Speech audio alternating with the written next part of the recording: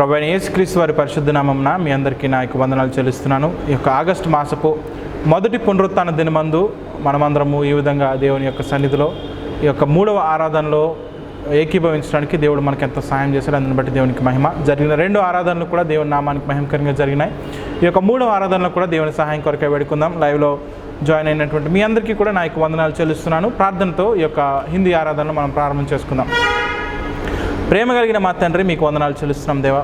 ఈ సాయంకాల సమయమందు ప్రభువా నాయన మీ యొక్క సన్నిధిలో మమ్మల్ని తండ్రి ఈ విధంగా చేర్చినందుకు, సమకూర్చినందుకు మీకు వందనాలు తండ్రి. గడిచిన 7 నెలలు తండ్రి మీకు కృపలో మమ్మల్ని భద్రపరిచారు. ఈ యొక్క 8వ మాసము తండ్రి మరి మొదటి పునరుత్థాన దినమందు మీ సన్నిధిలో ప్రభు మమ్మల్ని ఉంచినందుకు మీకు వందనాలు చెల్లిస్తున్నాం దేవా. జరగబోతున్నటువంటి ఇక హిందీ ఆరాధన అంతట్లో మీ యొక్క సహాయాన్ని, మీ యొక్క కృపను మాకు తోడుగా ఉంచండి. పాటల ద్వారా మీ నామాన్ని మహిమపరిచే భాగ్యాన్ని మాకు ఇవ్వండి తండ్రి. మరి ఏకీభవిస్తున్నటువంటి వారందరినీ కూడా జ్ఞాపకం చేసుకునండి ప్రభా. ఇంకా ఎవరైతే తండ్రి మరి జాయిన్ కావాలని ఆశిస్తున్నారో వారు కూడా త్వరలోనే జాయిన్ అయ్యి ప్రభావ మీ ఆరాధనలో పాలు పంచుకునే కృపా భాగ్యాన్ని దయచండి ప్రభావ. అన్ని విషయాలకు మీరు ఆధిపత్యం వహించండి తండ్రి. మరి నెట్వర్క్ కానీ టెక్నికల్గా కానీ ఎటువంటి ఆటంకం రాకుండా మీరే సహాయం చేయమని ప్రభువైన యేసుక్రీస్తు వారి పరిశుద్ధ నామమున ప్రార్థించి అడుగుచున్నాను తండ్రి. ఆమేన్. ప్రార్థనలో ఏకీభవించినటువంటి మీ అందరికీ నా యొక్క వందనాలు చెల్లిస్తున్నాను. 2 పాటలు పాడి దేవుణ్ణి మనం మహింపరుచుకుందాం. హల్లెలూయా స్తుతి గాయ హం, యేసుజీకి స్తుతి గాయ హం. ఈ పాట పాడుతూ దేవుణ్ణి మహింపరుద్దాం. హల్లెలూయా స్తుతి గాయ హం, యేసుజీకి స్తుతి గాయ హం. హల్లెలూయా స్తుతి గాయ హం, యేసుజీకి స్తుతి గాయ హం. హల్లెలూయా హల్లెలూయా హల్లెలూయా హల్లెలూయా హల్లెలూయా హల్లెలూయా హల్లెలూయా స్తుతి గాए हम, यीशु जी की स्तुति गाए हम. हल्लेलुया स्तुति गाए हम, यीशु जी की स्तुति गाए हम. क्रूस पर बलि द्वारा अपना लहू बहाया. क्रूस पर बलि द्वारा अपना लहू बहाया. पाप को हटाकर साफ है किया, हमको बचा लिया. पाप को हटाकर साफ है किया, हमको बचा लिया. हल्लेलुया स्तुति गाए हम, यीशु जी की स्तुति गाए हम. हल्लेलुया स्तुति गाए हम, यीशु जी की स्तुति गाए हम. Hallelujah hallelujah hallelujah hallelujah hallelujah hallelujah. Yeshu के पास आओ और मुक्ति को अपनाओ. यीशु के पास आओ और मुक्ति को अपनाओ. आशीष वो देगा, साथ अपने लेगा, कभी नहीं छोड़ेगा. आशीष वो देगा, साथ अपने लेगा, कभी नहीं छोड़ेगा. हल्लेलुया स्तुति गाए हम, यीशु जी की स्तुति गाए हम.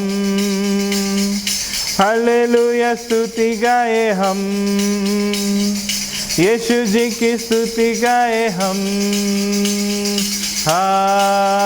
Hallelujah hallelujah hallelujah hallelujah hallelujah hallelujah. जय बोले यीशु मसीह की. मरొక పాట పాడి దేవుణ్ణి మనం మహిమపడదాం.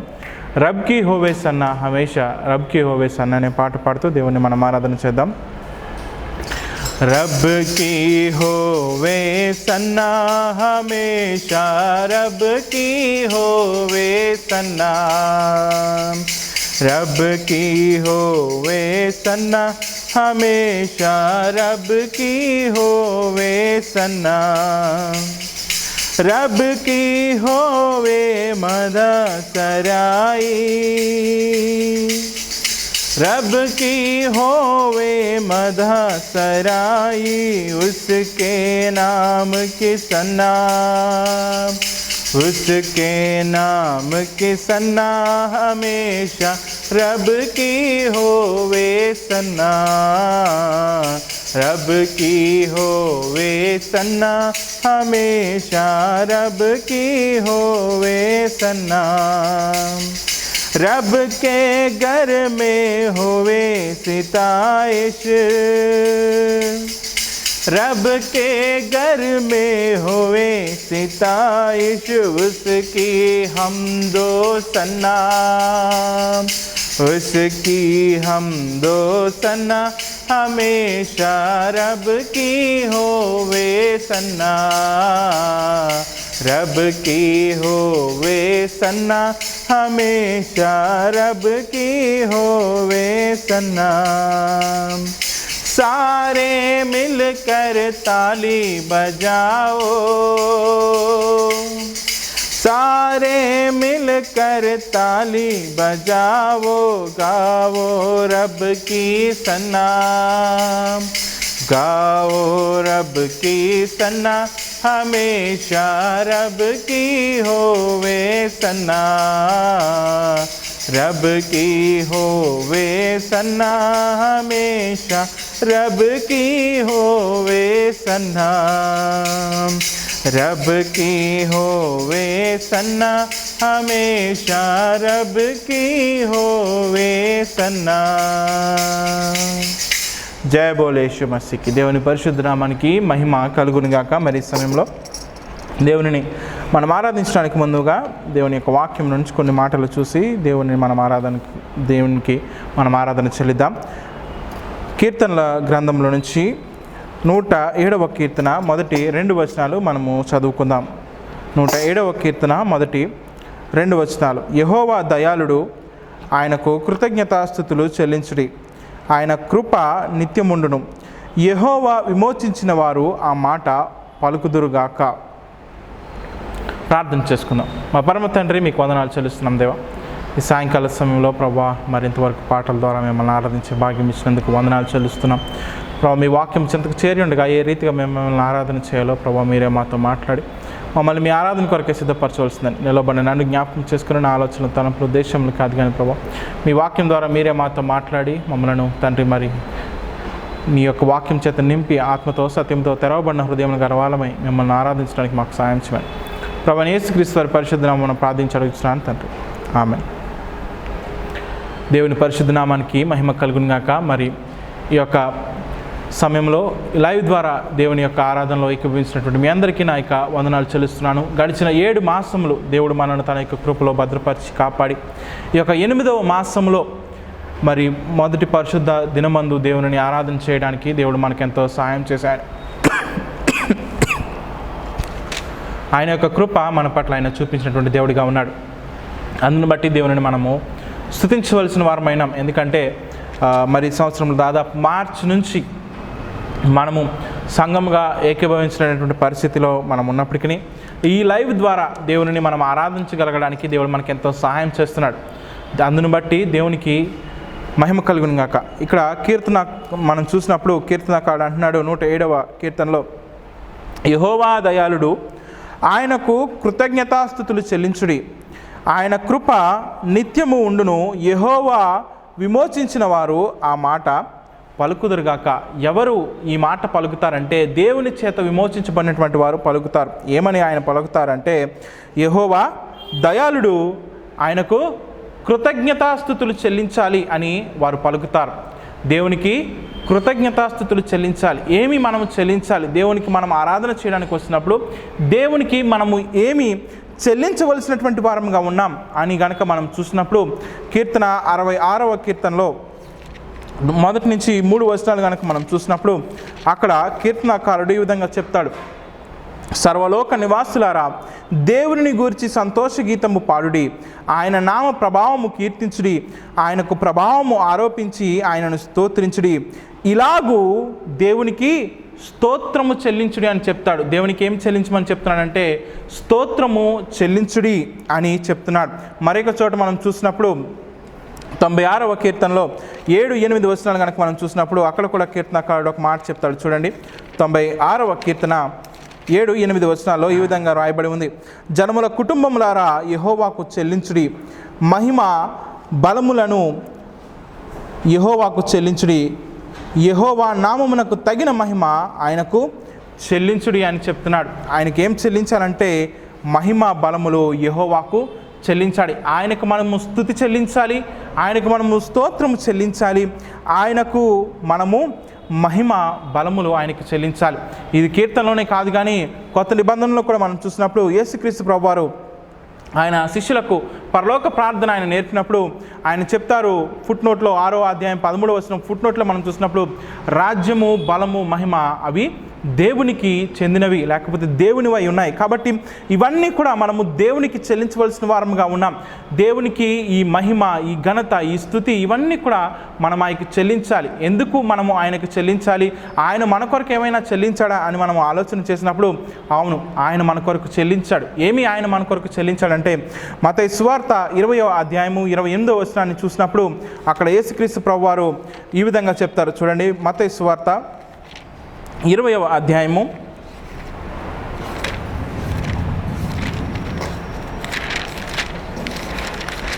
28వ వచనం.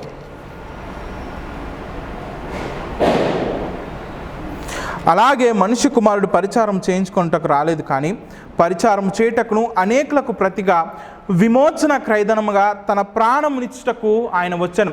ఆనాడు కలువరి సిలువలో మన అందరి కొరకు ఆయన తన యొక్క ప్రాణాన్ని చెల్లించాడు.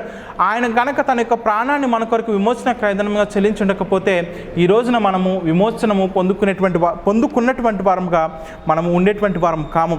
మనము ఎటువంటి స్థితిలో ఉన్నప్పుడు దేవుడు మన కొరకు ఆ యొక్క లేదంటే ప్రభువైన యేసుక్రీస్తు వారు మన కొరకు ఆ యొక్క విమోచన క్రయధనాన్ని చెల్లించారంటే రోమా పత్రికలో చెప్పబడుతుంది 5వ అధ్యాయం 8-9 వచనాలు, మనం ఇంకను శత్రువులమై ఉండగా, మనం ఇంకను బలహీనులమై ఉండగా, మనం ఇంకను పాపులమై ఉండగా ఆయన మన కొరకు తన యొక్క ప్రియ కుమారుని ఆయన త్యాగం చేశాడు అని రోమా పత్రికలో మనకు తెలియచేయబడుతుంది. ఆయన మన కొరకు తన యొక్క ప్రాణాన్ని చెల్లించి మనలను ఆయన విమోచించినటువంటి దేవుడిగా ఉన్నాడు. కాబట్టి మనలను విమోచించినటువంటి ఆ యొక్క దేవునికి తన ప్రాణమును చెల్లించి మనల్ని విమోచించినటువంటి దేవునికి మనం తిరిగి ఏమి చెల్లించాలంటే మనం ఏమీ కూడా చెల్లించలేము, కానీ కేవలము ఆయన నామాన్ని స్తుతించడం తప్ప, ఆయన నామాన్ని ఆరాధించడం తప్ప మనం ఏమీ కూడా తిరిగి చెల్లించినటువంటి వారముగా ఉన్నామనే విషయాన్ని మనం జ్ఞాపకం చేసుకోవాల్సిన వారమైనా నీవు గనక నిజంగా ప్రభువైన యేసుక్రీస్తు వారి యొక్క రక్తంచే విమోచన పొందినట్లయితే ఈ సాయంకాల సమయంలో లేదా ఈ సమయంలో నువ్వు మౌనంగా ఉండవు, నీవు నోరు తెరిచి నీవు దేవునికి కృతజ్ఞతాస్తుతులు చెల్లిస్తావు, ఆయనను గణపరుస్తావు, ఆయనను ఆరాధిస్తావు. ఎందుకంటే నీవు ఆయన చేత విమోచించబడినటువంటి వ్యక్తివి. కాబట్టి కీర్తనకారుడు చెప్తున్నటువంటి మాట అదే, యెహోవా విమోచించినటువంటి వారు ఇలాగ పలుకుతారని చెప్తున్నాడు. చూడండి ఆ మాట, కీర్తన గ్రంథము 107వ కీర్తన మొదటి 2 వచనాల్లో, యెహోవా దయాళుడు, ఆయనకు కృతజ్ఞతాస్తుతులు చెల్లించుడి, ఆయన కృప నిత్యముండును, యెహోవా విమోచించిన వారు ఆ మాట పలుకుదురుగాక. ప్రభువైన యేసుక్రీస్తు వారు మన కొరకు తన యొక్క ప్రాణాన్ని చెల్లించి, ఆయన తన యొక్క రక్తాన్ని చిందించి మన కొరకు ఆయన విమోచన క్రయధనాన్ని చెల్లించారు. కాబట్టి ఈ సమయంలో ఆయన చేత విమోచించబడినటువంటి నీవు నేను, ఆయన రక్తం చేత కొనబడినటువంటి నీవు నేను దేవునికి కృతజ్ఞతాస్తుతులు చెల్లించి ఆయనను ఆరాధించి మహిమపరచవలసిన వారమైన అందరం మోకాళ్ళ మీద కొద్దాం. దేవుడు మన పట్ల చూపించినటువంటి ఆ యొక్క కృపను జ్ఞాపకం చేసుకుంటూ దేవునికి మన యొక్క ఆరాధన చెల్లిద్దాం.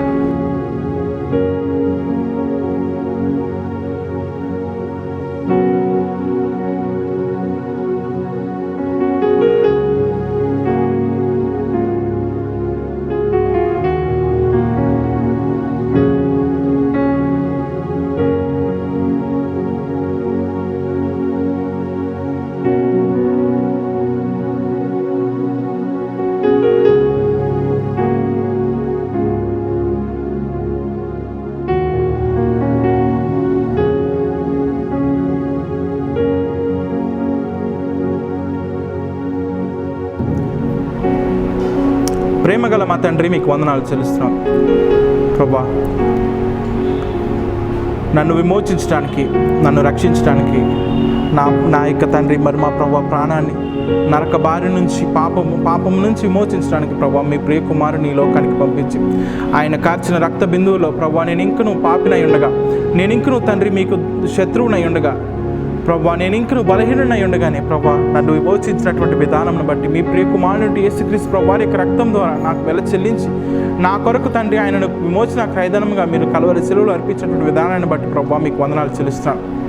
మీ కుమారుని నా కొరకు త్యాగం చేసి ఆయన నా కొరకే కాల్చిన రక్తధారలలో ప్రభు నా యొక్క ప్రతి పాపపు డాగును మీరు కొట్టివేసి మీరు నన్ను కడిగి పవిత్రపరిచి పరిశుద్ధపరిచి మీ రాజ్యంలో మీ వారసునిగా నన్ను అంగీకరించి ప్రభు మీతో పాటుగా మహిమ గల సింహాసనం మీద కూర్చునేటువంటి గొప్ప ధన్యతను నాకు ఇచ్చినందుకు ప్రభు మీకేం చెల్లించగలను. మీరు నాకు ఇచ్చినటువంటి రక్షణను బట్టి తండ్రి మీకేమీ కూడా చెల్లించినటువంటి వాడిని ఒప్పుకొంచు. నా హృదయం అందున్నటువంటి కొద్ది స్తుతి ఆరాధన నా ప్రభు అయిన యేసుక్రీస్తు వారి పరిశుద్ధ నామమున మీకే జిహ్వాఫలంగా సమర్పించి మిమ్మల్ని ఆరాధించి మహిమపరుస్తున్నాను తండ్రి. ఆమెన్. మరి ఈ సమయంలో దేవుని యొక్క వర్తమానాన్ని వినడానికి ముందుగా ఒక పాట పాడి దేవుణ్ణి మనం మహిమపరిచిన తర్వాత దేవుని యొక్క వర్తమానాన్ని మనం విందాం. आवाज उठाएंगे हम साथ बजाएंगे, है यीशु महान अपना ये गीत सुनाएंगे, है यीशु महान अपना ये गीत सुनाएंगे. आवाज उठाएंगे ना देख सका हमको तू पाप के सागर में, और बन के मनुष्य आया तू पाप के सागर में. ना देख सका हमको तू पाप के सागर में, और बन के मनुष्य आया तू पाप के सागर में. मुक्ति का तू दाता है दुनिया को बताएंगे, है यीशु महान अपना ये गीत सुनाएंगे, है यीशु महान अपना ये गीत सुनाएंगे. आवाज उठाएंगे हम सांस बजाएंगे, है यीशु महान अपना ये गीत सुनाएंगे, है यीशु महान अपना ये गीत सुनाएंगे. आवाज उठाएंगे. జయ బోలో యేసు మసీహ్. ఈ సమయంలో దేవుని యొక్క వర్తమానాన్ని మనం విందాం. బ్రదర్ అనురోధ్ గారు దేవుని యొక్క వర్తమానాన్ని మనకు అందిస్తారు. జయ మసీహ్ కి ఆప్ సభీ లోగోं को మీ అందరికీ ప్రభువైన యేసుక్రీస్తు నామమున నా యొక్క వందనాలు చెల్లిస్తున్నాను. आज के वचन के लिए हम लोग देखेंगे मत्ती उसका पहला और दूसरा अध्याय. ఈ రోజున మన ధ్యాన నిమిత్తమై మనము మత్తయి సువార్త మొదటి అధ్యాయం రెండవ అధ్యాయం కూడా మనం చూడబోతున్నాం. तो हम अपनी बाइबल में मत्ती उसके पहले अध्याय में जाएंगे. మీ యొక్క బైబిల్లో నుంచి మత్తయి సువార్త మొదటి అధ్యాయంలోకి రండి. और हम देखते हैं कि पहली 17 आयतों में मत्ती रचित सुसमाचार में यीशु मसीह की वंशावली लिखी हुई है. ఈ మొదటి అధ్యాయంలో మనం చూసినప్పుడు మొదటి 17 వచనాల్లో కూడా మత్తయి యేసుక్రీస్తు ప్రభువారి యొక్క వంశావళిని గురించినటువంటి సమాచారాన్ని మనకు అందిస్తున్నాడు. जब भी हम उसे पढ़ते हैं तो ऐसा लगता है कि एक नाम के बाद दूसरा नाम, फिर तीसरा नाम, और उसको छोड़ के आगे पढ़ने लगते हैं. కాబట్టి మనము ఈ అధ్యాయాన్ని చదవడం ప్రారంభించినప్పుడు మనకి పేర్లు అనేవి కనిపిస్తూ ఉంటాయి. ఒక పేరు వెంబడి మరొక పేరు, మరొక పేరు వెంబడి మరొక పేరు. ఈ విధంగా ఈ పేర్లన్నీ కూడా మనకి ఎందుకులే అని వీటిని చదవడం కొన్నిసార్లు మనం విడిచిపెట్టేస్తాం. तो ये क्यों ऐसा पवित्र आत्मा ने ये वंशावली क्यों लिखी? కాబట్టి ఎందుకని పరిశుద్ధాత్మ దేవుడు ఈ వంశావళిని గురించి రాయించాడు? इसके कम से कम 2 कारण हैं. దీనికి తక్కువగా 2 కారణాలు ఉన్నాయి.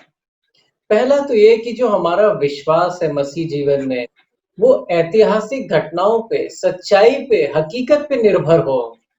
మొట్టమొదటిది ఏంటంటే మన విశ్వాసము ఏదైతే ఉందో అది చారిత్రాత్మకమైనటువంటి విషయాల మీద ఆధారపడినది అనగా ఇది సత్యం పూర్వకమైనటువంటి విశ్వాసమైనది ఈ యొక్క మన విశ్వాసానికి ఒక చారిత్రాత్మకత ఉంది. और ऐसा नहीं कि हमारा विश्वास किसी काल्पनिक कथा में या किसी ऐसी पौराणिक कहानी पे निर्भर करता है। అంతేగాని ఏదో ఒక కథల మీద లేకపోతే కొన్ని చెప్పబడినటువంటి గాథల మీద పురాణ గాథల మీద ఇవి ఆధారపడలేదు. है ना? इसमें कितना साफ-साफ लिखा है 17वीं आयत में देखिए कि इब्राहिम से लेके दाऊद तक 14 पीढ़ी थी।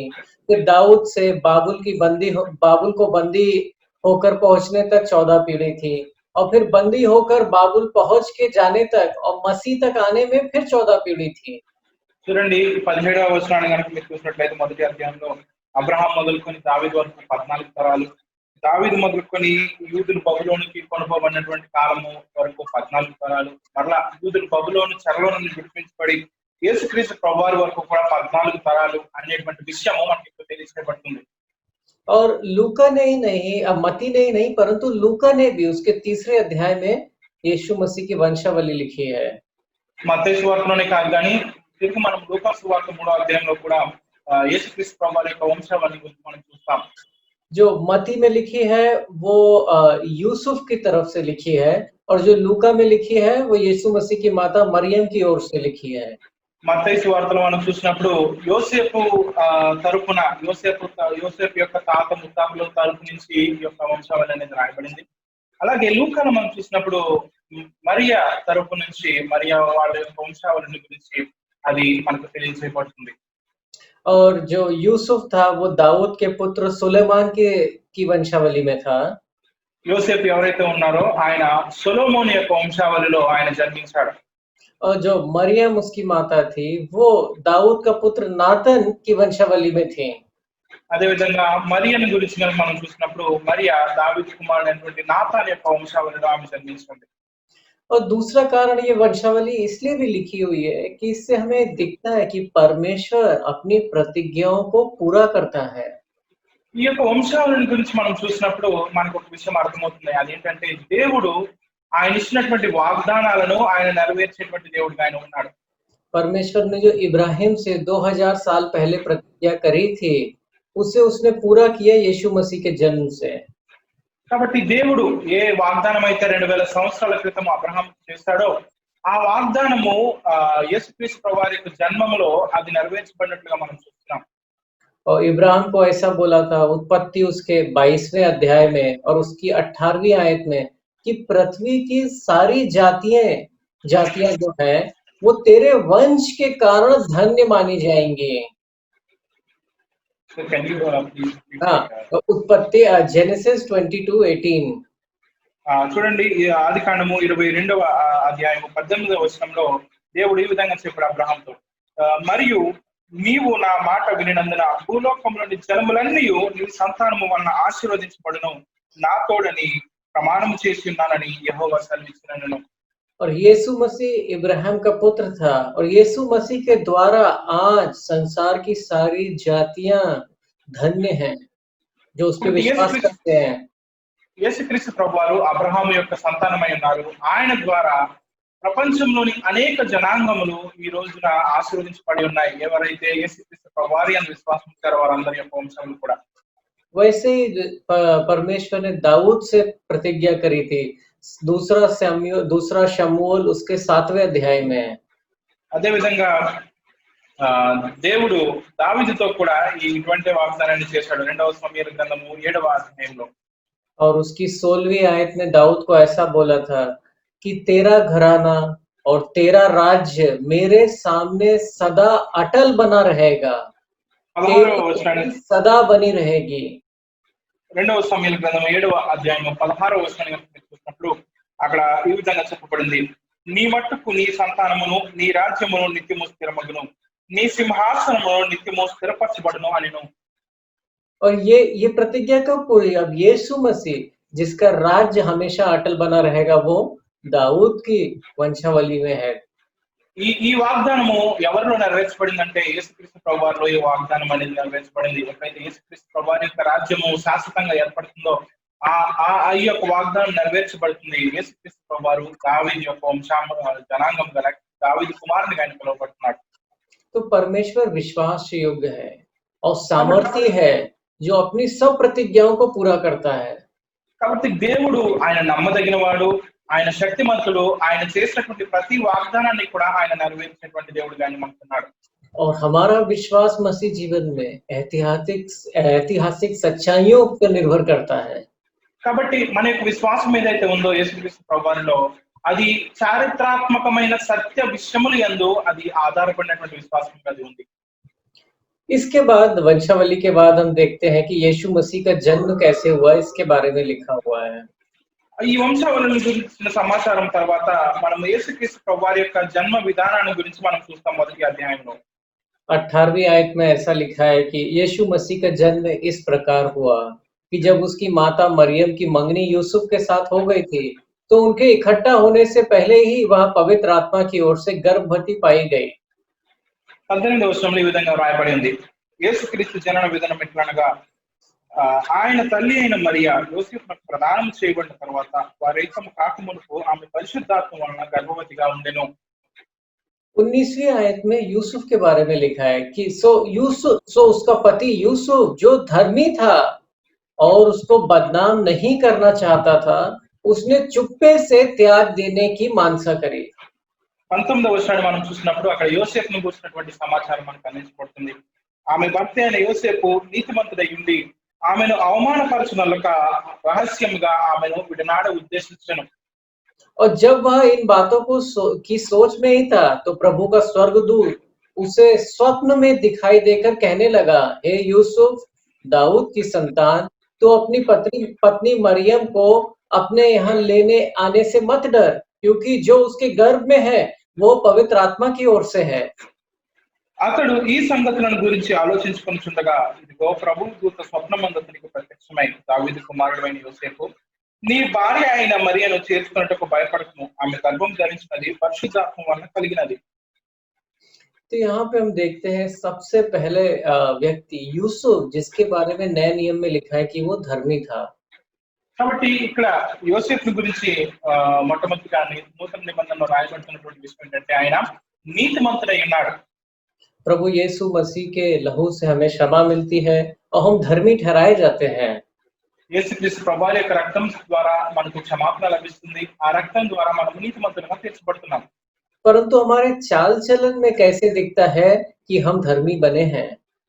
అయితే మన యొక్క నడకలో మన యొక్క ప్రవర్తనలో మనము నీతిమంతులుగా ఉన్నామా లేమా అనేది మనకి ఎట్లా తెలుస్తుంది? यहाँ पे यूसुफ जो है वो हमारे लिए एक नमूने के स्वरूप है, एग्जाम्पल। ఇక్కడ యోసేపు గురించి కనుక మనం ఆలోచన చేసినప్పుడు ఆయన మనకు ఒక ఉదాహరణ, ఒక మాదిరిగా ఆయన మనకున్నాడు. है ना? तो यहाँ आप देखिए यूसुफ के साथ जब यूसुफ और मरियम की जो है मंगनी हो गई थी, तो एक दिन यूसुफ को ऐसे पता चलता है कि जो मरियम है वो गर्भवती पाई गई है। చూడండి, ఇక్కడ యోసేపు మరియలకు ప్రదానం చేయబడిన తర్వాత ఒక దినాన యోసేపుకు తెలుస్తుంది ఏమనంటే మరియా ఆమె గర్భవతిగా ఉంది అని చెప్పి. उसको बहुत बुरा लगा होगा, ऐसा लगा होगा कि मरियम ने उसको धोखा दिया। ఆయనకు చాలా బాధగా అనిపించవచ్చు, చాలా చెడ్డగా అనిపించవచ్చు, లేదా ఈ విధంగా అనిపించవచ్చు, మరియా నన్ను మోసం చేసింది ఏంటి అని. परंतु यहाँ लिखा हुआ है कि यूसुफ ने ऐसा सोचा कि वो उसको बदनाम नहीं करेगा। ऐसा नहीं कि जाके सबको बोले कि देखो मरियम ने कैसा मेरे साथ किया, परंतु उसने सोचा कि उसको वो चुप्पे से त्याग देगा। చూడండి, యోసేపు ఆయన ఆ విషయం ఆయనకి తెలిసినా సరే ఆయన అందరి ముందుకు వెళ్ళి ఆ విషయాన్ని గురించి చెప్పలేదు. చూడండి, మరియా ఎలా చేసిందో, నా పట్ల ఎలా ప్రవర్తిస్తుందని చెప్పడానికి ఆయన ఇష్టపడలేదు. కానీ రహస్యముగా ఆమెను విడిచిపెట్టాలి అని ఆయన భావించాడు. और परमेश्वर जो ये देख रहा था, जो यूसुफ मन में सोच रहा था, वो परमेश्वर देख रहा था। అయితే ఏ విషయాన్ని గురించి అయితే యోసేపు తన మనసులో ఆలోచించుకుంటున్నాడో ఆ విషయాన్ని దేవుడు చూస్తున్నాడు. और इसीलिए ऐसा लिखा है 20वें आयत में कि जब इन बातों को वो सोच रहा था, जब उसने सोच लिया ऐसा मन में करने का, तब परमेश्वर ने स्वर्गदूत भेज के उसे बताया कि नहीं, तुम जो सोच रहे हो वो गलत है। जो मरियम के जो जो मरियम है उसको लेने से मत डरो, क्योंकि जो उसके गर्भ में है वो पवित्र आत्मा की ओर से है। కాబట్టి ఎప్పుడైతే ఆయన ఈ విషయాల గురించి ఆలోచన చేస్తున్నాడో యోసేపు వెంటనే దేవుడు అతనికి స్వప్నంలో ఆయనకు గబ్రియలు దూత ద్వారా వర్తమానం పంపించాడు. ఏమనంటే నువ్వు ఈ విధంగా ఆలోచన చేయడానికి ఎంతమాత్రం వీలదు, ఎందుకంటే మరి గర్భంలో ఎవరైతే ఉన్నారో ఆయన పరిశుద్ధాత్మ వలన ఆ విధంగా మరి గర్భం ధరించి ఆమె ఆమె గర్భవతి అయింది అని చెప్పాడు గబ్రియలు దూత. ऐसे सोचिए, अगर यूसुफ ने जब ये सुना था तो बिना समय लेकर सोचे हुए जाके लोगों को बोलना चालू कर दिया होता कि देखो मरियम ने क्या किया मेरे साथ, क्या होता उसके చూడండి और उसके बाद यूसुफ को पता चलता कि नहीं, जो भी उसने बोला है वो सब गलत है। చూడండి ఈ విధంగా ఆలోచన చేయండి. ఒకవేళ యోసేపు ఈ విధంగా తెలిసినప్పుడు మరియ గర్భవతిగా ఉంది అనే విషయం తెలిసినప్పుడు వెంటనే ఆయన వెళ్ళి తన చుట్టూ లేకపోతే ఆయన బంధువులకి లేకపోతే అక్కడ ఉన్నటువంటి పెద్దలకి మరియ గురించి చూడండి ఆ అమ్మాయి గర్భవతిగా ఉంది అనే విషయాన్ని వాళ్ళందరికీ కూడా తెలియజేసిన తర్వాత ఒకవేళ ఆమె గర్భవతి అయిన అది ఆమె గర్భవతిగా ఎలా చెందింది, ఎలా గర్భవతి అయింది, పరిశుద్ధాత్మ ద్వారా ఆమె గర్భవతి అయిందనే విషయాన్ని దేవుడు ఆమెకు తెలియజేసినప్పుడు, దేవుడు యోసేపుకు తెలియజేసినప్పుడు ఎంత ఆ, ఎంత బాధగా యోసేపు ఉంటుందో కదా. यूसुफ को कितना दुख होता, वो किसी भी तरीके से उसको सही नहीं कर सकता, वो केवल उन लोगों से जाके बोल सकता था जिसको उसने बोला, पर तब तक उन लोगों ने कितने लोगों को और बोल दिया होता। అయితే యోసేపు ఎంతో బాధపడి ఉండొచ్చు కదా ఒకవేళ ఆ విధంగా కనుక ఆయన చేస్తుంటే. దేవుడు తనకి తెలియచేయడానికి ముందుగానే ఆయన కనుక వీళ్ళ అందరికీ కూడా ఈ విషయాన్ని చెప్పినట్లయితే బహుశా దేవుడు ఈ విషయాన్ని అతనికి తెలియచేసిన తర్వాత తాను ఎవరికైతే ఈ విషయాన్ని చెప్పాడో వాళ్ళకి మాత్రమే చెప్పగలుగుతాడు. కానీ ఆయన ఆయన సంజాయిషి ఇచ్చుకునే లోపలనే వాళ్ళు మిగతా ఎంతమందికో ఆ విషయాన్ని గురించి ఇలా మరి గర్భవతిగా ఉందనే విషయాన్ని గురించి తెలియజేస్తూ ఉంటారు కదా. परंतु ये यूसुफ कैसा था, धर्मी था। उसने जो मरियम ने, जो उसको लग रहा था मरियम ने जो अपराध किया है, उसको उसने बोला नहीं, मैं भूल जाऊंगा, इसके अपराधों को लोगों के सामने नहीं लेने आने दूंगा। అయితే చూడండి యోసేపు ఎంత నీతిమంతుడిగా ఇక్కడ మనకు కనిపిస్తున్నాడో. యోసేపు నేను ఈ విషయాల గురించి మర్చిపోతాను, నేను దీని గురించి ఎవరికి కూడా తెలియచేయను, నేను ఈ విషయాన్ని నాలోనే ఉంచుకుంటాను, దీని గురించి ఎవరికి తెలియచేయను, ఆమెను రహస్యంగా విడిచిపెట్టేస్తాను అనే ఆలోచన కలిగి ఉన్నాడు ఆయన. देखिए, जैसी परीक्षा यूसुफ के सामने आई जिसमें वो खरा उतरा, वैसी परीक्षा हमारे जीवन में भी आएगी। చూడండి ఎటువంటి పరీక్ష ఇక్కడ యోసేపు ఎదుర్కొన్నాడో, ఆ పరీక్షను ఎదుర్కొని కూడా యోసేపు నిలవబడ్డాడో అటువంటి పరీక్షలు మన జీవితాల్లో కూడా మనం ఎదుర్కోవాల్సి వస్తుంది. कई बार हमें लगेगा, हमें ऐसा संदेह होगा लोगों पे कि वो हमारे लिए बुरा कर रहे हैं, और कई बार सच में बुरा भी कर रहे होंगे, परंतु उस परीक्षा में हमारे प्रेम की परीक्षा होती है कि हम उनसे प्रेम करते हैं कि नहीं। చూడండి మన జీవితంలో కూడా కొన్నిసార్లు ఇటువంటి సంఘటనలు మనకు ఎదురు కావచ్చు. ఇతరులు మన పట్ల చెడ్డగా ప్రవర్తిస్తున్నారని, లేకపోతే వారు మన గురించి చెడ్డగా మాట్లాడుతున్నారని మనకు అనిపించవచ్చు, లేదా వారు నిజంగానే మన కొరకు చెడ్డగా మాట్లాడుకోవచ్చు. అటువంటి పరిస్థితుల్లో మనము వారి పట్ల ఎలా ప్రవర్తిస్తాము అనే విషయంలో మన యొక్క ప్రేమ అనేది ఆ సందర్భాల్లో బయటపడుతుంది. एक बार पहला पत्रस उसके 4थे अध्याय पे जाइए। ఒకసారి మొదటి పేతురు పత్రికలోకి రండి.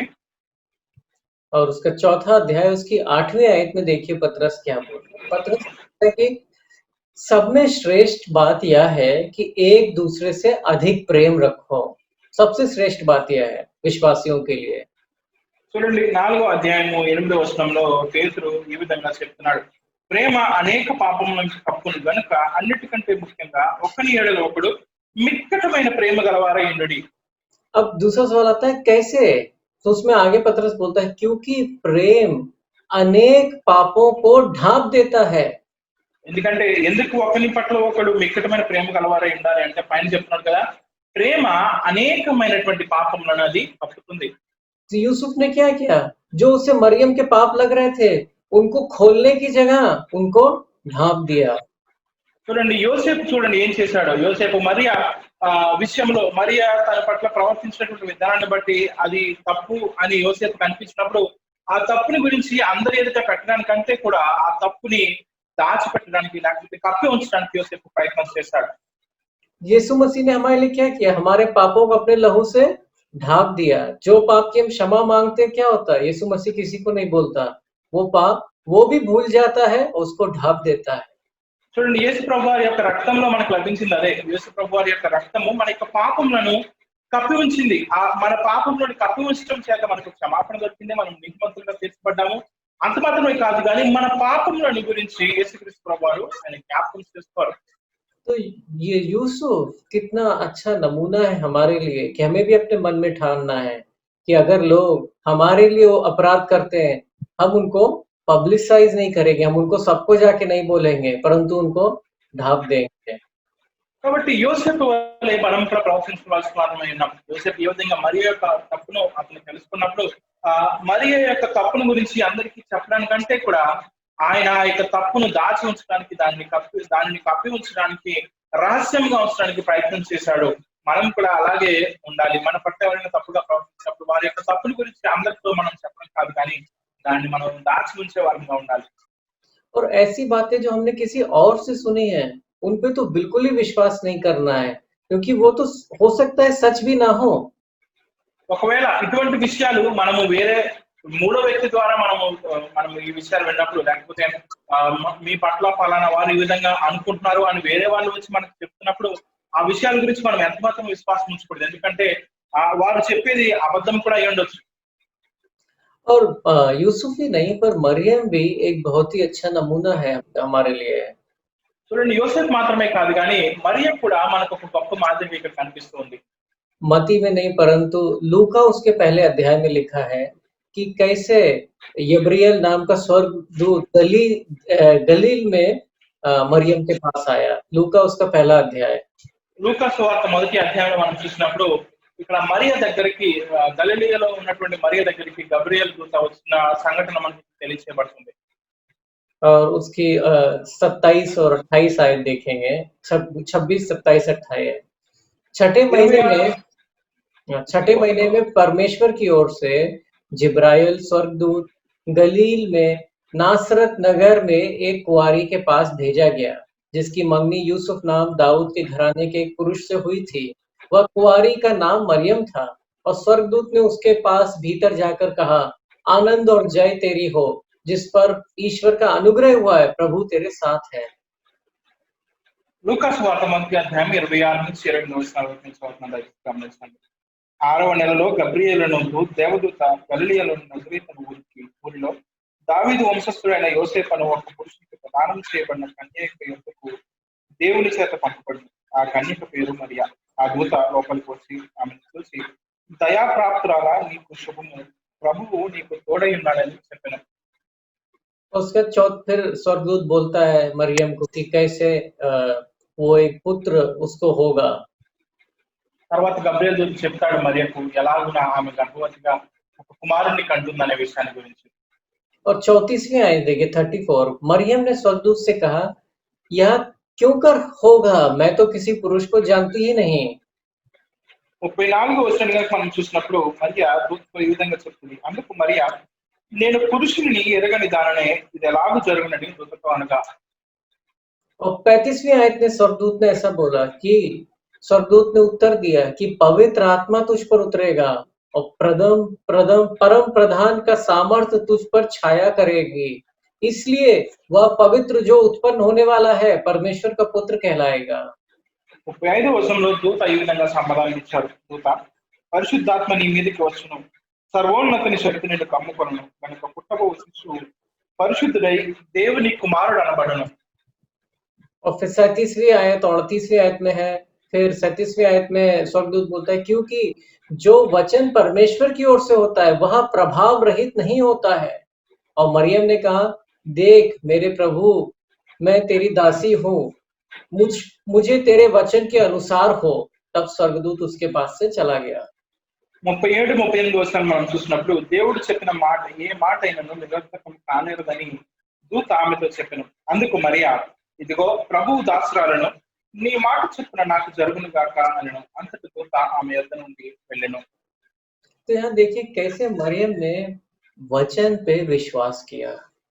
చూడండి ఇక్కడ ఏ విధంగా మరియా దేవుని యొక్క వాక్యమందు దేవుని మాట యందు ఆమె విశ్వాసం ఉంచిందో. और कैसे पवित्र आत्मा के सामर्थ्य से वो चमत्कार हुआ। ఎలా దేవుని యొక్క ఆత్మ చేత పరిశుద్ధాత్మ శక్తి చేత అక్కడ ఆ యొక్క అద్భుతం అనేది జరిగిందో.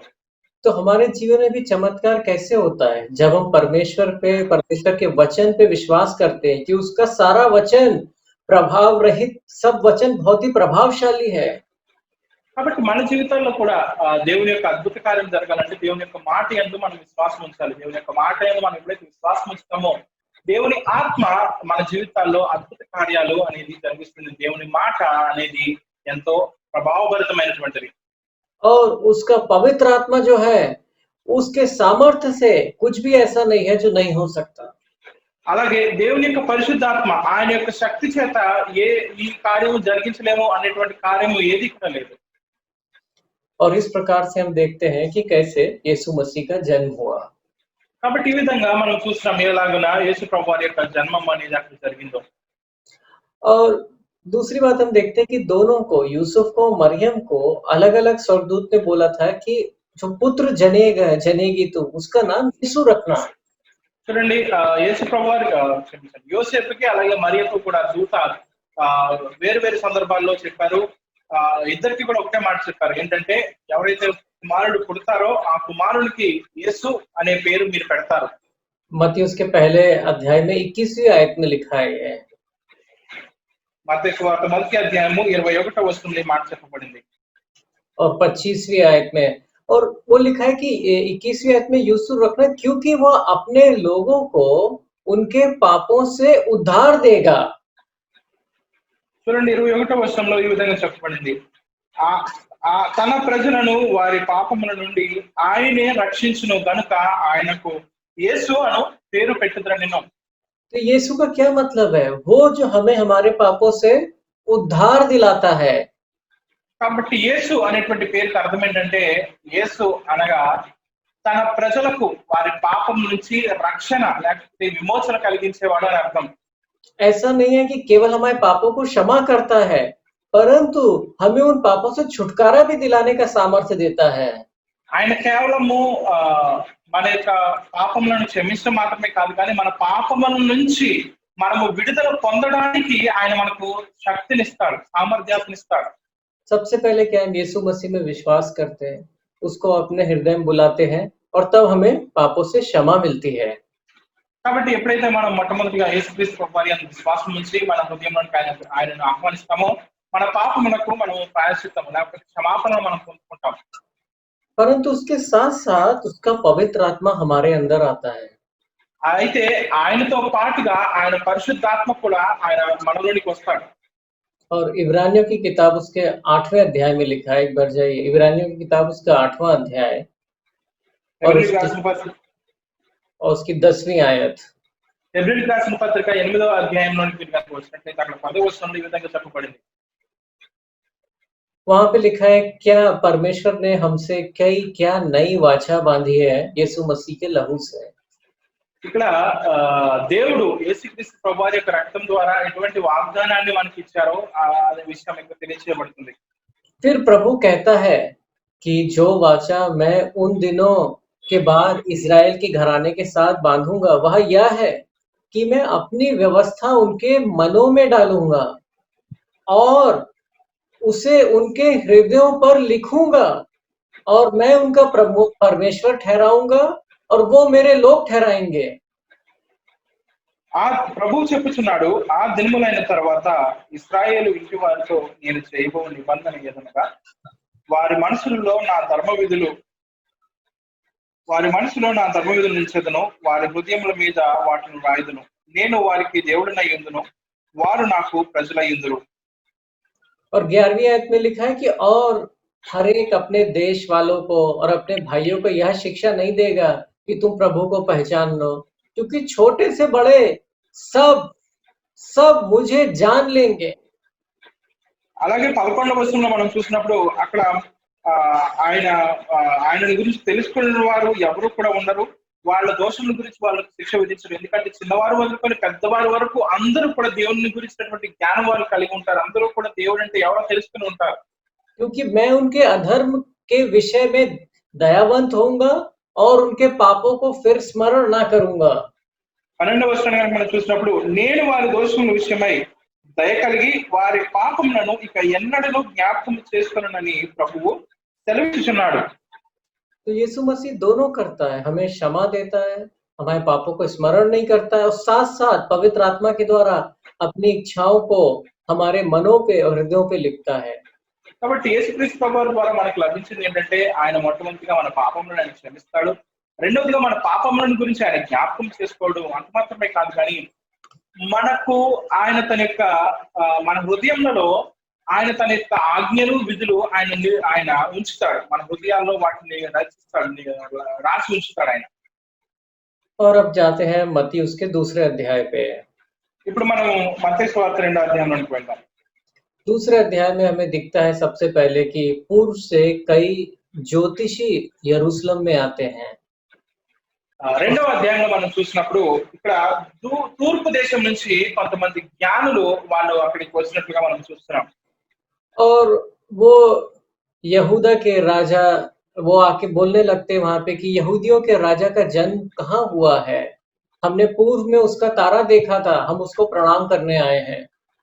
అక్కడ రెండవ ఆ యొక్క జ్ఞానులు అక్కడికి వచ్చినప్పుడు అక్కడ ఉన్నటువంటి రాజు దగ్గరికి వెళ్ళి ఆ రాజుతో అంటారు, యూదులు రాజుగా పుట్టిన ఆయన ఎక్కడ ఉన్నాడు, మేము ఆయన నక్షత్రాన్ని చూసి ఆయనను పూజించడానికి ఆయన ఆరాధించడానికి తూర్పు దేశం నుంచి వచ్చామని హేరోదు రాజుతో వాళ్ళు చెప్తారు. और जब ये बात हेरोदोस राजा सुनता है तो वो और सारा यरूशलेम घबरा जाता है। ఎప్పుడైతే ఈ మాట హేరోదు రాజు వింటాడో ఆయనతో పాటు అక్కడ ఉన్నటువంటి ప్రజలందరూ కూడా వింటారో వాళ్ళందరూ కూడా చాలా కంగారు పడిపోతారు.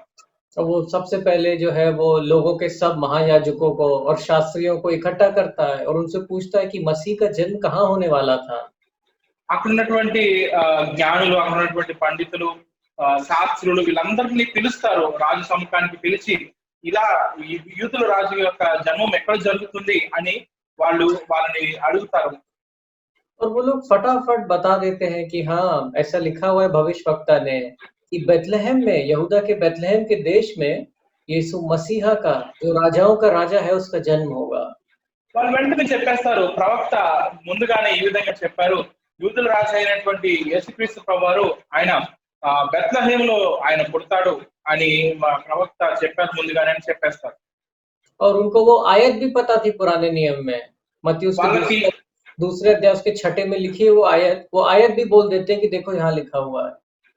వాళ్ళకి ఆ వచనం కూడా తెలుసు, ఎక్కడ ఏది చెప్పబడిందో యెషయా గ్రంథము 9వ అధ్యాయం 6వ వచనంలో ఇది చెప్పబడింది అని చెప్తారు వాళ్ళు. तब हेरोदोस जो है वो और घबरा जाता है और फिर वो ऐसा सोचता है कि ये ज्योतिषों से ही बोलते हैं कि ये जाके उस बच्चे को ढूंढे और फिर मुझे बताएं कहाँ पर है ये। కాబట్టి వెంటనే హేరోదు రాజు ఇంకా ఎక్కువ కంగారు పడిపోయి ఆ జ్ఞానులకు చెప్తాడు, మీరు వెళ్ళి ఆ రాజు ఎక్కడ పుట్టాడు మీకు తెలుసుకుని నాకు తెలియచేయండి అని చెప్తాడు. तो वो उनको बुलाता है, उनको अच्छे से बैठा के बोलता है कि भाई तुम जाके ढूंढो और जब पता चले तो मुझे भी समाचार दो जिससे मैं भी जाके प्रणाम करूं। కాబట్టి వాళ్ళకి చెప్తాడు, వాళ్ళని కూర్చోబెట్టి వాళ్ళకి చెప్తాడు, మీరు వెళ్ళి అతను ఎక్కడున్నాడో తెలుసుకోండి, ఆ రాజుగా పుట్టిన ఆ బాలుడు ఎక్కడున్నాడో తెలుసుకున్న తర్వాత మీరు ఆయనను పూజించి నాకు కూడా చెప్పండి, నేను కూడా వచ్చి ఆయనను పూజిస్తానని చెప్తాడు హేరోదు రాజు. तो ये लोग निराश होके फिर राजा के पास से चले जाते हैं, तो फिर से इनको तारा दिखता है और फिर ये तारों के पीछे पीछे जाते हैं और तारा जाके सीधे जिस जगह पे जिस घर में बालक था उसके ऊपर रुक जाता है। కాబట్టి వీళ్ళు నిరాశతో ఈ జ్ఞానులు రాజు కూడా తెలియదని చెప్పి వీళ్ళు అక్కడి నుంచి తిరిగి ప్రయాణం వెళ్తా ఉంటే వీళ్ళకి మరలా ఆ నక్షత్రం కనిపిస్తుంది. ఆ నక్షత్రాన్ని వాళ్ళు వెంబడిస్తూ వాళ్ళు ఆ బాలుడు ఉన్నటువంటి ఆ యొక్క స్థలానికి వాళ్ళు చేరుకుంటారు. और ये लोग उस घर में जाते हैं, बहुत आनंदित होते हैं, वहां इन्हें माता मरियम दिखती है और उस बच्चे के साथ फिर जाके उसको भेंट चढ़ाते हैं, सोने की, लोबान की, गंधरस की, और प्रणाम करके वापस अपने देश को जाने लगते हैं। కాబట్టి ఎప్పుడైతే ఆ బాలుడైనటువంటి యేసుక్రీస్తు ప్రభువాన్ని వీళ్ళు చూస్తారో వీళ్ళు చూసిన వెంటనే ఎంతో ఆనందంతో ఆయనను పూజిస్తారు. వాళ్ళు చేసినటువంటి కానుకలు, బంగారం, సాంబ్రాణి, బోళము ఆయనకు అర్పించి ఆయనను ఆరాధించి ఎంతో సంతోషంతో తిరిగి తమ యొక్క దేశానికి వెళ్ళిపోతారు. और इनको उसी रात स्वप्न आता है और चेतावनी मिलती है कि हेरोदोस के पास मत जाना। तो ये दूसरे मार्ग से होकर अपने देश चले जाते हैं। కాబట్టి ఆ రాత్రి కాలమందే దూత వీళ్ళకి ప్రత్యక్షమై చెప్తాడు, మీరు తిరిగి హేరోదు దగ్గరికి వెళ్ళకండి, వేరే మార్గంలో మీ యొక్క దేశానికి మీరు వెళ్ళిపోండి అంటే వారు ఆ విధంగానే చేస్తారు. तो यहाँ से दो बातें दिखती हैं हमें। ఇక్కడ నుంచి రెండు విషయాలు మనకు కనిపిస్తున్నాయి. एक तो ये देखिए कि पूर्व से जो ज्योतिषी थे ये कितने महीनों का सफर करके यहाँ पे एक राजा को ढूँढने आए, जिसके बारे में वहाँ आस-पास के लोगों को कुछ पता ही नहीं था। చూడండి మొట్టమొదటిది ఏంటంటే వీళ్ళు తూర్పు దేశం నుంచి ఎంతో శ్రమతో కూడినటువంటి ప్రయాణాన్ని కొన్ని నెలల పాటు వీళ్ళు ఆ యొక్క ప్రయాణం చేసి ఈ యొక్క యేసుక్రీస్తు ప్రభువారి దగ్గరికి లేకపోతే యూదుల రాజుగా ఉన్నటువంటి యూదుల రాజు యేసుక్రీస్తు ప్రభువారి దగ్గరికి వస్తారు, ఆయనను ఆరాధించడానికి వస్తారు. అయితే వీళ్ళకి తెలిసినటువంటి ఈ విషయం ఏదైతే ఉందో వాళ్ళు ఉన్నటువంటి స్థలంలో ఆ చుట్టుపక్కల ఉన్నటువంటి ఎవరికి కూడా తెలియదు. ऐसा कैसे? मतलब यहाँ पे लोगों को इतना ज्ञान था, उनको सारी आयतें पता थीं, पर उनको बिल्कुल प्रकाश नहीं था, रेवलेशन नहीं था पवित्र आत्मा के द्वारा। చూడండి వీళ్ళు వీళ్ళు వీళ్ళ గురించి తెలుసుకున్నటువంటి ఈ యొక్క విషయం ఏదైతే ఉందో ఈ విషయము ఆ యూదా బెత్లెహేములో ఉన్నటువంటి వాళ్ళు ఎవరికి కూడా తెలియదు. అయితే వాళ్లకు ఈ యొక్క ప్రవక్తలు ఈ విధంగా ప్రవచించారని తెలుసు, ఆ వాక్యం ఎక్కడుందో తెలుసు, ఈ విధంగా జరుగుతుందని తెలుసు. కానీ దేవుని యొక్క ఆత్మ వాళ్ళకు ఆ యొక్క ప్రత్యక్షతను లేకపోతే దానిని గురించినటువంటి ఆ యొక్క ప్రత్యక్షతను ఈ శాస్త్రులకు కానీ పరిశీలకు కానీ వీళ్ళు పండితులకు కానీ వీళ్ళెవరికి కూడా ఇవ్వలేదు. तो ये लोग जो थे, ये परमेश्वर से डर रखने वाले और परमेश्वर को खोजने वाले लोग थे। కాబట్టి వీళ్ళు ఎవరైతే ఉన్నారో వీరు దేవునికి భయపడేవారు, దేవుని వెతికేవారు. वो परमेश्वर ने क्या प्रतिज्ञा की? परमेश्वर ने बोला है कि जब तुम मुझे ढूंढोगे तब पाओगे, और जब तुम मुझे अपने संपूर्ण मन से मेरे पास आओगे तब तुम मुझे पाओगे। కాబట్టి దేవుని వాక్యం ఏం చెప్తుంది? దేవుని వాక్యం ఏం చెప్తుందంటే మీరు నన్ను వెతికినప్పుడు నేను మీకు దొరుకుతాను. మీ పూర్ణ మనసుతో నన్ను మీరు ఎప్పుడైతే వెతుకుతారో అప్పుడు నేను మీకు దొరుకుతాను అని దేవుని వాక్యం చెప్తుంది. और परमेश्वर क्या अपने खोजने वालों को प्रतिफल देता है। అంత మాత్రమే కాదు కానీ దేవుడు ఆయన తనను వెతుకు వారికి ఆయన ప్రతిఫలం ఇచ్చేటువంటి వాడుగా ఆయన ఉన్నాడు. जब हम परमेश्वर की तरफ निकट जाने के लिए सामर्थ्य लगाते हैं, कोशिश करते हैं, तो क्या है, परमेश्वर हमारी तरफ निकट आता है। కాబట్టి మనం ఎప్పుడైతే దేవుని దగ్గరకు వెళ్ళడానికి మనం ప్రయత్నం చేస్తామో, దేవుని దగ్గరకు వెళ్ళడానికి మనం మార్గాలు వెతుక్కుంటూ ఉంటామో దేవుడు కూడా మన దగ్గరికి వస్తూ ఉంటాడు. तो ये लोग परमेश्वर को खोजने वाले होंगे, तभी इन्हें वो तारा दिखा। కాబట్టి వీళ్ళు దేవుని వెతికేటువంటి మనుషులు, అందుకే వీళ్ళు దేవుని వెతుకుతున్నప్పుడు వీళ్ళకు ఆ యొక్క నక్షత్రం కనిపించింది. और कई बार हमें ऐसा लगता है ना कि केवल अगर हमें ज्ञान मिल जाए, नॉलेज मिल जाए, बाइबल आ जाए, पवित्र शास्त्र आ जाए, तो हमें सब कुछ हो गया। पर ऐसा नहीं है, हमें परमेश्वर पे निर्भर होना है। కొన్నిసార్లు మనకు అనిపిస్తుంది, ఏమని అనిపిస్తుంది అంటే దేవుని యొక్క జ్ఞానం గురించి, బైబిల్ గురించి వీటన్నిటి గురించి తెలుసుకుంటే చాలు మనకు ఆ సమస్తము కూడా మనకు దొరికేస్తుంది అని మనం అనుకుంటాం. కానీ అది సరైనది కాదు. ఇవన్నీ మనకు తెలిసినా సరే దేవుని మీద మనం ఆధారపడి ఉండాలి. बाइबल जो मिली है वो क्या है? हमें परमेश्वर से बातचीत करने का एक साधन है। जो प्रकाश है वो पवित्र आत्मा के द्वारा आता है। బైబిల్ ఏదైతే ఉందో ఇది దేవునితో మనం మాట్లాడడానికి ఉపయోగపడే ఒక సాధనం. అయితే దీని యొక్క ప్రత్యక్షత అనేది దేవుని దగ్గర నుంచి మనకు రావాలి.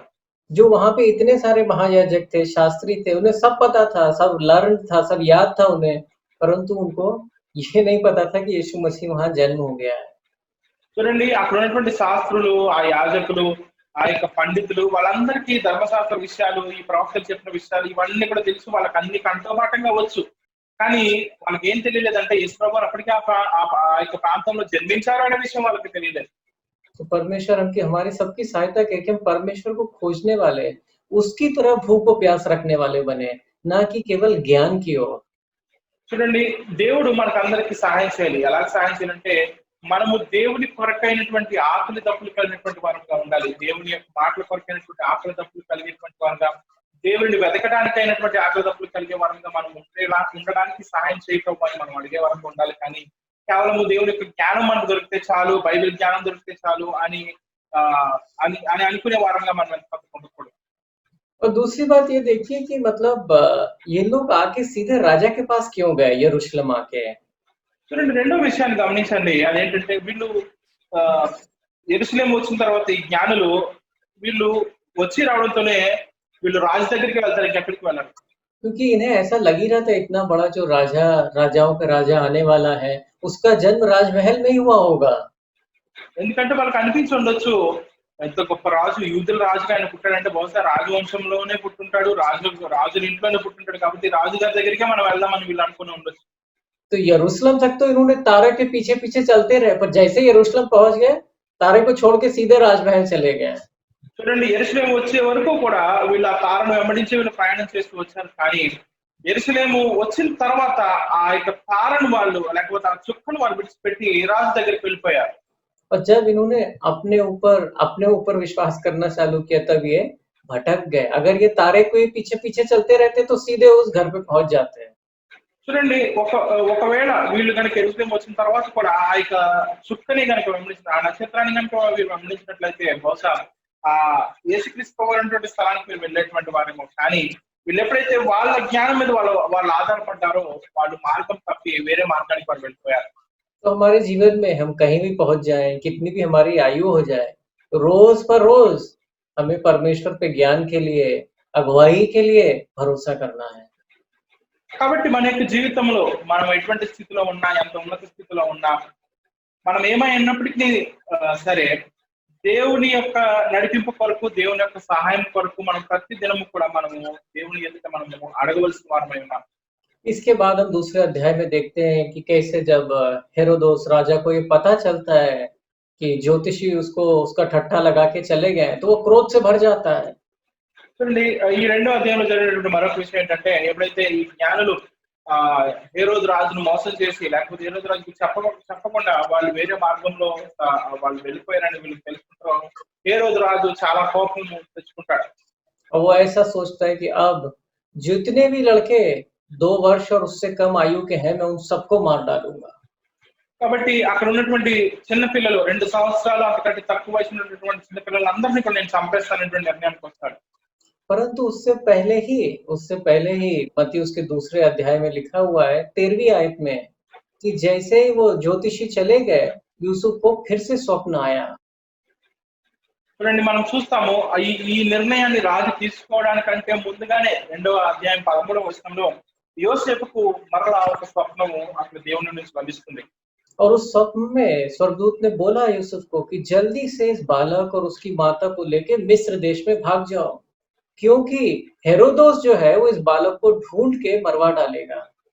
చూడండి 13వ వచనంలో హేరోదుని గురించి యోసేపుకి ఈ విధంగా తెలియజేయబడింది. హేరోదు ఆ శిశువును సంహరింపవలనని ఆయన వెతకబోతున్నాడు కనుక నీవు లేచి ఆ శిశువును ఆయన తల్లిని వెంట పెట్టుకుని ఐగుప్తునకు పారిపోయి నేను నీతో తెలియచెప్పు వరకు అక్కడనే ఉండమని అతనితో చెప్పాను. और 14वीं आयत में लिखा है कि उसी रात, सुबह नहीं, उसी रात ही यूसुफ बालक और उसकी माता को लेके मिस्र की ओर चल दिया। చూడండి ఎప్పుడైతే ఈ సమాచారం యోసేపుకు వచ్చిందో ఆ రాత్రే, ఆ మర్నాడు కాదు, ఉదయం తెల్లవారిన తర్వాత కాదు, ఆ రాత్రే యోసేపు భార్య అయినటువంటి మరియను ఆ చిన్న పిల్లవాడు యేసుక్రీస్తు ప్రభువుని తీసుకుని ఐగుప్తు వైపునకు వారు వెళ్ళిపోయారు. 2 बातें हमें यहाँ से दिखती हैं। ఇక్కడ నుంచి 2 విషయాలు మనం నేర్చుకోవచ్చు. कैसे परमेश्वर अपने लोगों को बचाता है। ఏ విధంగా దేవుడు తన ప్రజలను ఆయన రక్షిస్తాడు అని. कई बार स्वप्न के थ्रू, कई बार अपने वचन के थ्रू, कई बार अपने स्वर्गदूतों के थ्रू, विभिन्न रूपों से अपने लोगों को बचा के रखता है। చూడండి దేవుడు తన ప్రజలను అనేక విధాలుగా కాపాడతాడు. కొన్ని సార్లు స్వప్నం ద్వారా ఆయన మాట్లాడతాడు, కొన్ని సార్లు ఆయన తన వాక్యం ద్వారా మనతో మాట్లాడతాడు, లేకపోతే తన దూతల ద్వారా ఆయన తన ప్రజలతో మాట్లాడి వారిని అనేక విధాలుగా ఆయన వారితో మాట్లాడుతూ వారిని రక్షించుకుంటాడు దేవుడు. हेरोदोस ने अपना जितना वो कर सकता था सोचा कि 2 साल तक के बच्चों को मरवा दूंगा, भले ही 1 साल तक का ही करना हो, पर 2 साल तक का। उसने अपने सामर्थ्य में जो कुछ था वो किया, परंतु शैतान कुछ भी कर ले, परमेश्वर महाशक्तिशाली है और हमको बचा के रख सकता है। చూడండి హేరోదు ఆయన ఏ విధంగా తను చేయగలుగుతాడో, తన సామర్థ్యం మేరకు ఎంతవరకు చేయగలుగుతాడో అంతా కూడా చేశాడు. బహుశా 1 సంవత్సరం లోపల ఉన్న పిల్లవాళ్ళని చంపితే సరిపోతుందేమో, కానీ 2 సంవత్సరాల వయసు ఉన్నటువంటి వయసులో ఉన్నటువంటి పిల్లవాళ్ళందరినీ కూడా ఆ సమయంలో హేరోదు చంపించాడు. సాతాను యొక్క ఆలోచనలు ఎంత క్రూరమైనప్పటికీ సరే దేవుడు తన ప్రజలకు తన కాపుదలను ఎప్పుడు కూడా ఇస్తాడు, తన కాపుదలను వారిని ఎప్పుడు కూడా భద్రపరుస్తాడు. और दूसरी बात यहाँ से दिखती कैसे परमेश्वर अपने लोगों की सारी जरूरतों को पूरा करता है। కాబట్టి రెండో విషయం మనకి ఇక్కడ అందించేది మనం తెలుసుకోవాల్సింది ఏంటంటే ఏ విధంగా దేవుడు తన ప్రజల యొక్క ప్రతి అవసరత ఆయన తీరుస్తాడు. लूका के सुसमाचार से हमें पता है कि यूसुफ और मरियम बहुत रईस नहीं थे, छोटा सा घर था उनका, तो वो एकदम से कैसे अपना घर घर में सब कुछ छोड़ के मिस्र जाके वहाँ कैसे कैसे वहाँ पहुँच जाएँगे, कैसे वहाँ रहेंगे? చూడండి లూకాసు వార్త మనకు యోసేపు మరియు గురించి తెలియజేసిన సమాచారం ఏంటంటే వాళ్ళు గొప్పవారేమి కాదు, లేకపోతే స్థితిమంతులేమి కాదు. వాళ్ళకి ఒక చిన్న గృహం మాత్రమే ఆ యొక్క పట్టణంలో ఉంది. అయితే ఆ పట్టణంలో వాళ్ళకి కలిగినటువంటి ఆ యొక్క చిన్ని గృహాన్ని, తమకు కలిగినటువంటి సమస్తాన్ని వారు విడిచిపెట్టి వారు ఆ యొక్క ఐగుప్తు దేశానికి వారు వెళ్ళవలసింది. ఎలా వెళ్ళి అక్కడ బతకగలుగుతారు వాళ్ళు? तो परमेश्वर उनकी ज़रूरत आने से पहले उसका इंतज़ाम किया। वो जो ज्योतिषी थे वो क्या लेके आए थे? वो केवल प्रणाम करने नहीं आए थे, परंतु सोना लेके आए थे उनके लिए। చూడండి ఆ జ్ఞానులు, ఆ తూర్పు దేశపు జ్ఞానులు ఎవరైతే ఉన్నారో వారు కేవలము యేసుక్రీస్తు ప్రభువానికి ఆరాధన చేయడానికి మాత్రమే వారు రాలేదు, కానీ వారు వచ్చేటప్పుడు తమతో పాటుగా వారు బంగారాన్ని వారు తీసుకుని వచ్చారు. చూడండి దేవుడు ఎలాగున తన ప్రజలకు అవసరం ఆయన తీరుస్తున్నాడు. और ये जो सोना था, लोबान था, गंधरस था, ये सब बहुत ही बहुमूल्य वस्तुएँ थी। इन सब को बेच के, इन सब से मरियम, यूसुफ और यीशु मसीह मिस्र में रह पाए होंगे। ఈ యొక్క వస్తువులైనటువంటి ఈ బంగారము, ఈ సాంబ్రాణి, ఈ బోళము, వీటిని వారు అమ్మటము ద్వారా, ఈ యొక్క వస్తువులు వారు అమ్మటం ద్వారా వారు అక్కడ ఆ డబ్బును వారు సంపాదించుకుని ఆ యొక్క అవసరతలు వారు తీర్చుకుని ఉండొచ్చు ఆ సమయంలో ఐగుప్తు దేశం వెళ్ళేటప్పుడు. परमेश्वर हमारी सारी ज़रूरतों को ज़रूरत आने से पहले पूरा करता है। కాబట్టి దేవుడు మన యొక్క ప్రతి అవసరతను, మనకు అవసరాలు రాక మునిపే ఆయన దాన్ని మనకు తీర్చేటువంటి దేవుడిగా ఆయన ఉన్నాడు.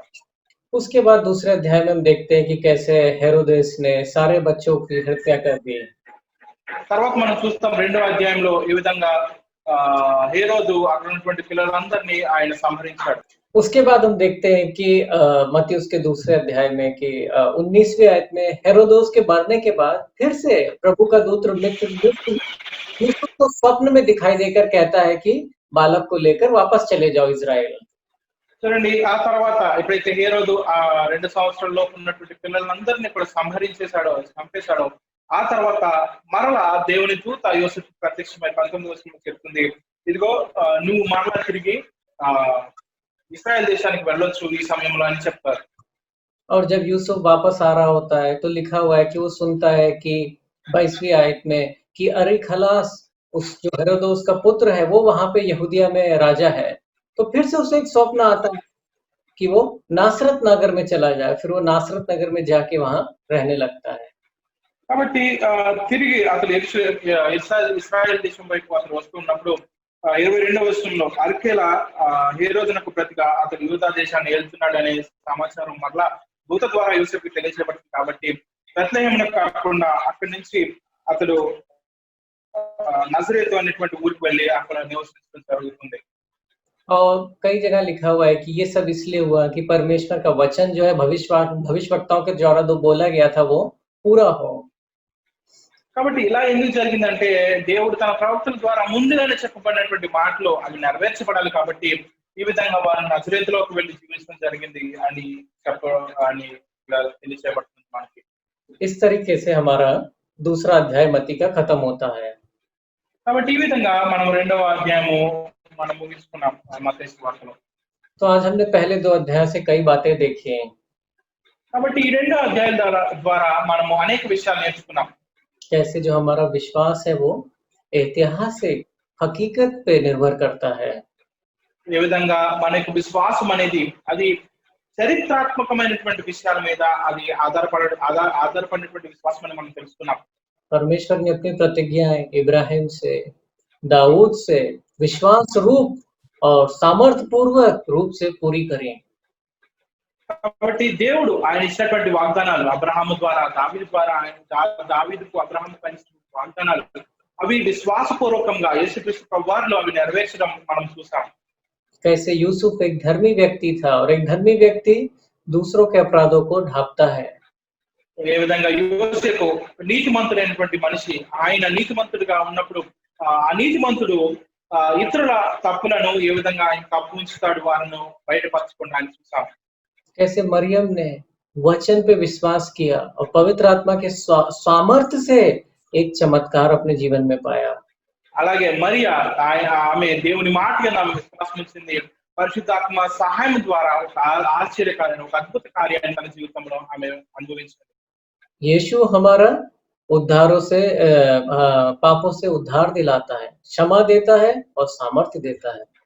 యేసుక్రీస్తు ప్రభువారు మన పాపముల నుంచి మనకు ఆయన క్షమాపణ ఇవ్వడం మాత్రమే కాదు, కానీ ఆ యొక్క పాపములలో నుంచి మనకు ఆయన విడుదలను కూడా ఇస్తాడు. దానికి కావాల్సినటువంటి సామర్థ్యాన్ని ఆయన మనకు అనుగ్రహిస్తాడు. जो परमेश्वर को खोजते हैं वो उसको पाते हैं। पूर्व से इतनी दूर से वो ज्योतिषों को, एक तारा, पवित्र आत्मा उनको लेके आया यीशु मसीह के पास।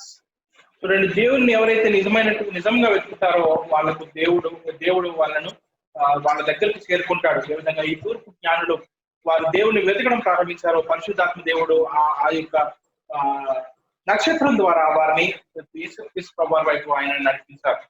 उसके साथ साथ हमने ये भी देखा कैसे जो वहाँ महायाजक थे, जो शास्त्री थे, उनको ज्ञान था परंतु प्रकाश नहीं था। చూడండి, ఆ తర్వాత మనం చూసాం అక్కడ ఉన్నటువంటి శాస్త్రులు, జ్ఞానులు వీళ్ళందరికీ కూడా దేవుని యొక్క జ్ఞానం అయితే ఉంది, కానీ దేవుని యొక్క ప్రత్యక్షత వారికి లేదు. और यीशु मसीह योग्य है आराधना के।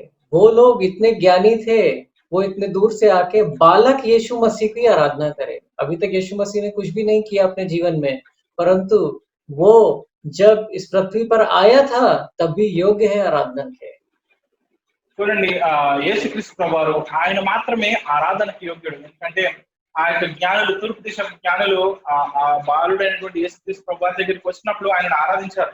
కానీ అప్పటికి ఇంకా యేసు ప్రభువారు ఏ గొప్ప కార్యం, ఏ అద్భుత కార్యం కూడా చేయలేదు. కానీ ఆయన బాలుడిగా ఉన్నప్పుడే, ఆ చంటి పిల్లవాడిగా ఉన్నప్పుడే కూడా ఆయనను ఆ జ్ఞానులు ఆరాధించారు. ఎందుకంటే ఆయన ఆరాధనకి యోగ్యుడు. ఆయన कैसे परमेश्वर हमें बचाता है, ఏ విధంగా దేవుడు తన ప్రజలైనటువంటి మనల్ని రక్షిస్తాడు, कैसे परमेश्वर हमारी सारी जरूरतों को पूरा करता है।